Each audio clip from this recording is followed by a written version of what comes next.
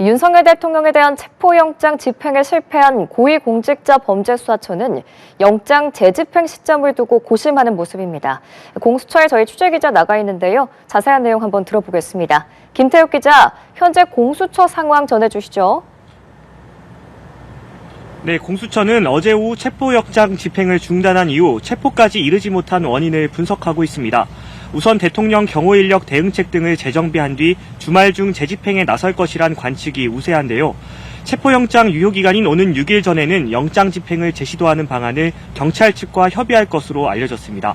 추가 영장 집행을 위해 어제 최상목 대통령 권한대행에게 영장 집행에 응하도록 강력히 요구했는데요. 박종준 경호처장 등에게는 영장 집행 방해 혐의로 출석을 요구한 것도 2차 집행을 염두에 둔 것으로 풀이됩니다. 하지만 경호처가 다시 저지선을 구축할 가능성이 큰데요. 공수처도 내부적으로 재정비할 시간이 필요하다는 분위기가 형성되면서 내일쯤 2차 집행을 시도하지 않겠냐는 관측도 나오고 있습니다.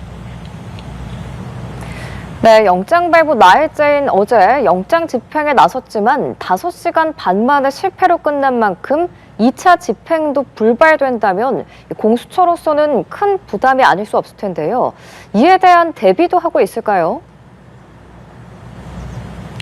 네, 공수처 측은 가능성이 다 열려있다면서도 정확한 2차 집행 시기가 언제인지에 대해선 말을 아끼고 있습니다. 하지만 실패에 대비한 경우의 수도 내부적으로 검토 중인 것으로 알려졌는데요. 체포영장 유효기간이 오늘까지 포함해 사흘밖에 남지 않은 점을 고려하면 앞으로 2차례 이상 집행을 시도하긴 현실적으로 어렵기 때문입니다. 이에 따라 공수처가 영장 집행 재시도와는 별개로 곧바로 윤 대통령에 대한 구속영장을 청구하는 투트랙 전략을 시도할 가능성도 거론되고 있습니다. 현재까지 조사한 내용을 바탕으로 구속영장을 청구한 뒤 영장 실질 심사를 통해 영장을 발부받아 윤 대통령 구속에 나서려 할 가능성이 제기되는 겁니다.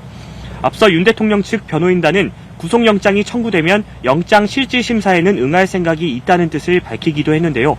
하지만 구속영장이 발부되더라도 관저 주변 지지자 집회 인파와 현직 대통령 경호 임무를 맡은 경호처의 저항 등을 뚫고 윤 대통령 신병을 확보하는 것 자체가 1차 집행 때처럼 쉽지 않을 거란 전망도 나오고 있습니다.